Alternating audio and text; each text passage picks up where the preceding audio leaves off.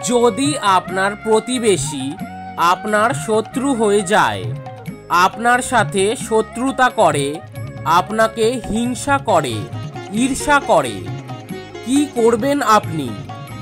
সেই কথাগুলো আজকের এই ভিডিওতে বলবো। ভিডিওটি শুরু করার আগে একটি অনুরোধ করব, যদি ভিডিওটি ভালো লেগে থাকে তাহলে একটি লাইক করে দেবেন এবং আত্মীয় পরিজনদের সাথে ভিডিওটি শেয়ার করবেন এবং এরকমই আরও ভিডিও পেতে চ্যানেলটিকে সাবস্ক্রাইব করে রাখবেন। প্রতিবেশী যে কোনো মুহূর্তে হয়ে উঠতে পারে আপনার শত্রু, কারণ আপনার প্রতিবেশী তো আপনার খুবই কাছাকাছি থাকে, যার ফলে আপনার উন্নতি বা আপনার সফলতার কথা সে সবার আগে জানতে পারে। মানুষ যতটা ভালো, সে যে আপনার কাছে ততটা ভালো কিসে হয়?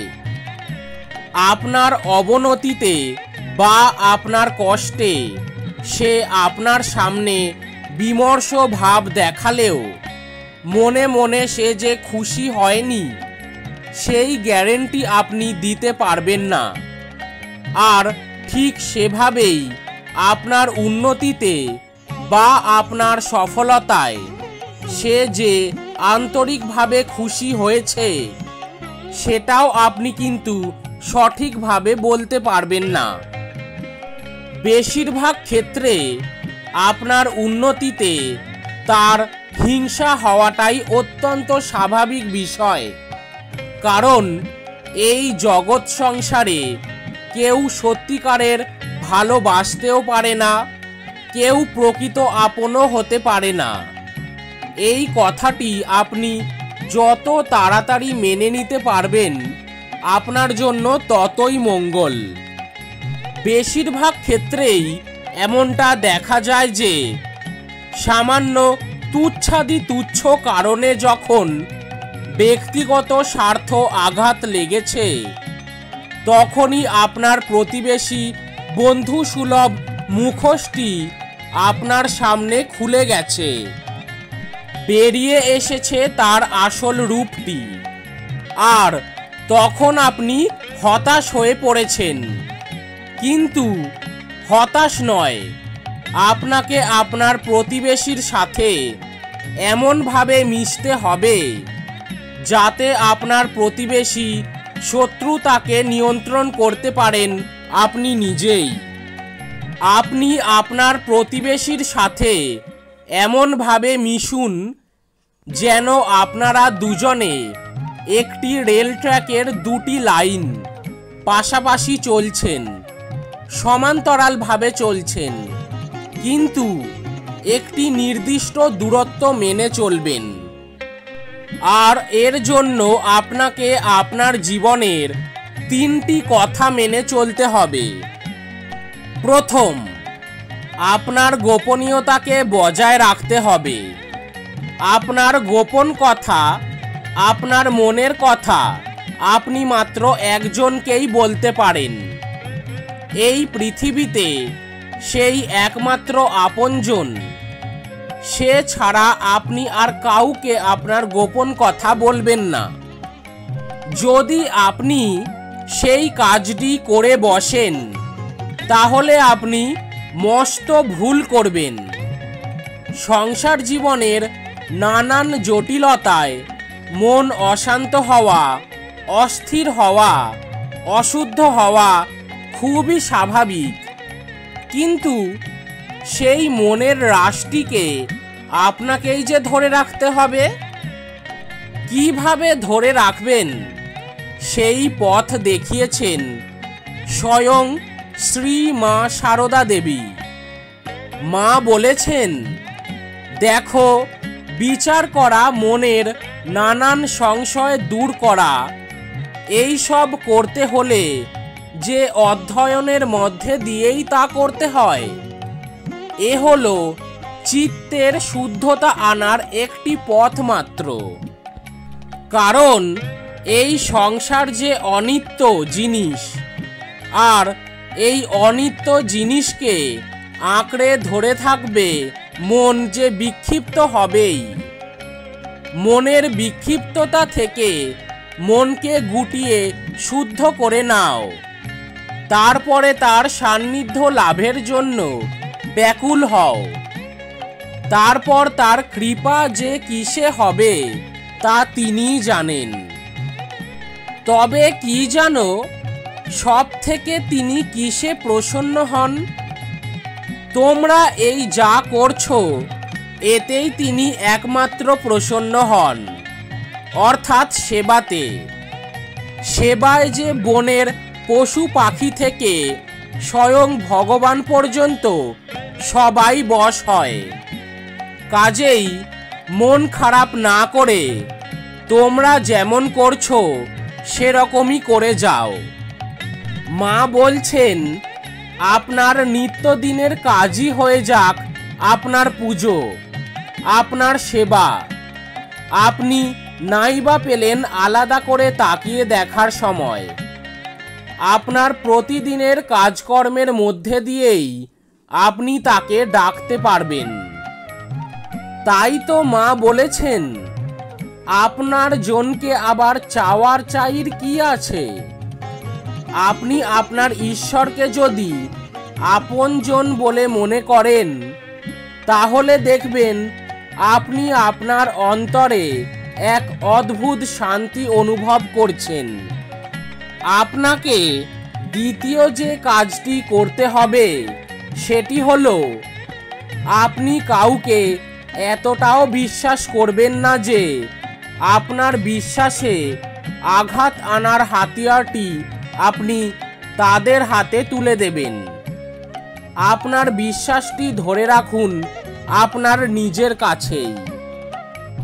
আর এই কাজটি আপনি করতে পারবেন আপনার মনকে নিয়ন্ত্রণের মধ্যে দিয়েই। যোগ শাস্ত্রে মনের 5 রকম ভূমিকার কথা বলা হয়েছে: ক্ষিপ্ত, মূঢ়, বিক্ষিপ্ত, একাগ্র এবং নিরুদ্ধ। মনের এই 5 রকম অবস্থার মধ্যে দিয়েই মন নিজেকে প্রকাশ করে।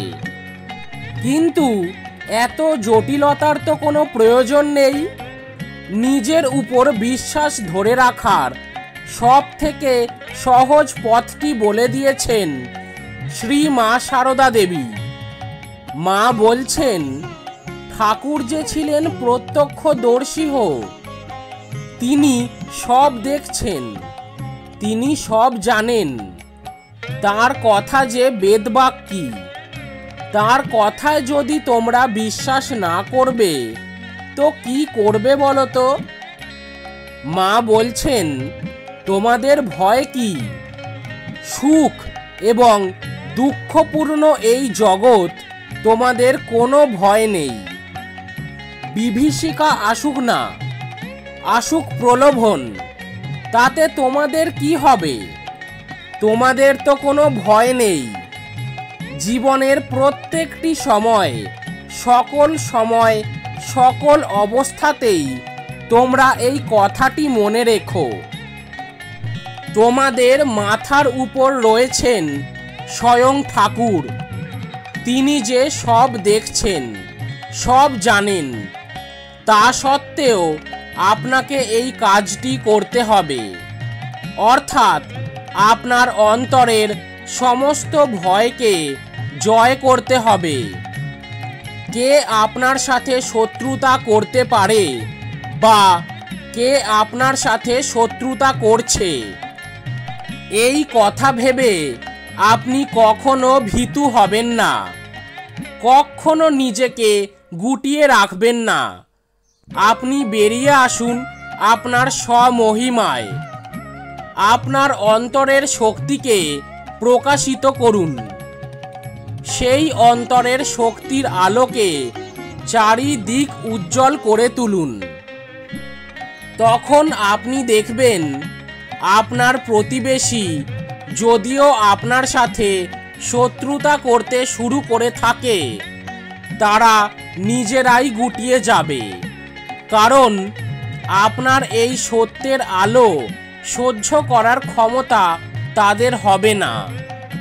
আপনার প্রতিবেশী যারা আপনার সাথে শত্রুতা করছে, আপনাকে হিংসা করছে বা আপনার ক্ষতি করার চেষ্টা করছে, এ দায়ভার তাদের কর্মের ফল তাদেরকে এ জন্মে না হোক পরজন্মে শোধ করতেই হবে। একবার এক ব্রাহ্ম ভক্ত ঠাকুর শ্রী রামকৃষ্ণ পরমহংসদেবকে প্রশ্ন করেছিলেন, আচ্ছা ঠাকুর, আপনি কি জন্মান্তর মানেন? উত্তরে ঠাকুর তাকে বলেছিলেন, হ্যাঁ, আমি শুনেছি জন্মান্তর আছে। ঈশ্বরের কাজ আমরা ক্ষুদ্র বুদ্ধিতে কি বুঝবো বলতো? অনেকেই বলে গেছে, তাই অবিশ্বাস তো করতে পারি না। বিশ্বদেব দেহত্যাগ করবেন, শরশয্যায় তিনি শুয়ে রয়েছেন। পাণ্ডবরা শ্রীকৃষ্ণের সঙ্গে সব দাঁড়িয়ে। তারা দেখলেন যে ভীষ্মদেবের চোখ দিয়ে জল পড়ছে। অর্জুন শ্রীকৃষ্ণকে বললেন, ভাই, কি আশ্চর্য! পিতামহ, যিনি স্বয়ং ভীষ্মদেব, সত্যবাদী জিতেন্দ্র ও জ্ঞানী, অষ্টবসুর এক বসু, তিনিও দেহত্যাগের সময় মায়ায় কাঁদছেন। শ্রীকৃষ্ণ ভীষ্মদেবকে এই কথা বলাতে তিনি উত্তরে বললেন, কৃষ্ণ, তুমি তো বেশ জানো আমি তো সেজন্য কাঁদছি না। আমি যখন ভাবছি পাণ্ডবদের যে স্বয়ং ভগবান যখন নিজে সারথি, তাদেরও দুঃখ বিপদের তো শেষ নেই, তখন এ কথা মনে করেই কাঁদছি যে ভগবানের কাজ তো কিছুই বুঝে উঠতে পারলাম না। তাই ভগবানের কাজের বিচার করা তো আমাদের সাজে না, কারোরই তা সম্ভব নয়। তাই ঠাকুরের নির্দেশ ঈশ্বরের মাধুর্য। তাই ঠাকুর বলেছেন, ডুব ডুব ডুব রূপসাগরে আমার মন, তলাতল পাতাল খুঁজলে পাবি রে প্রেম রত্নধন। খোঁজ খোঁজ খোঁজ খুঁজলে পাবি হৃদয় মাঝে বৃন্দাবন। দীপ দীপ দীপ জ্ঞানের বাতি হৃদয়ে জ্বলবে অনুক্ষণ। আপনি যদি ঠাকুরের আদেশ ও নির্দেশ মেনে আপনার জীবনের পথটি চলতে পারেন, আপনার প্রতিবেশীর সাধ্য কি যে আপনার সাথে শত্রুতা করবে? আপনি থাকবেন নিশ্চিন্তে এবং নির্ভয়ে, কারণ তার অনন্ত সৃষ্টি এবং অনন্ত ঐশ্বর্য আমাদের অত খবরে তো কাজ নেই। ঠাকুরমা স্বামীজির চরণে প্রণাম জানিয়ে আজকের এই ভিডিওটি এই পর্যন্তই। দেখা হচ্ছে পরের ভিডিওতে। আজকের ভিডিওটি যদি আপনার ভালো লেগে থাকে তাহলে লাইক বাটনটি প্রেস করে দিতে ভুলবেন না। আপনার মতামতটি কমেন্ট বক্সে জানালে আমাদের ভালো লাগবে। এই ভিডিওটি আপনার যদি ভালো লেগে থাকে তাহলে তা আত্মীয় পরিজনদের মধ্যে শেয়ার করে দেবেন। আমাদের এই চ্যানেলকে যারা ভালোবেসে আপন করে নিয়েছেন তাদের জানাই ভালোবাসা, শ্রদ্ধা ও প্রণাম। কিন্তু যারা এখনো চ্যানেলটি সাবস্ক্রাইব করেনি তাদের কাছে বিনীত অনুরোধ রইল, এরকম আরও ভিডিও পেতে চ্যানেলটিকে সাবস্ক্রাইব করে বেল বাটনটি প্রেস করে দেবেন। ভালো থাকবেন, সুস্থ থাকবেন। দেখা হচ্ছে পরের ভিডিওতে।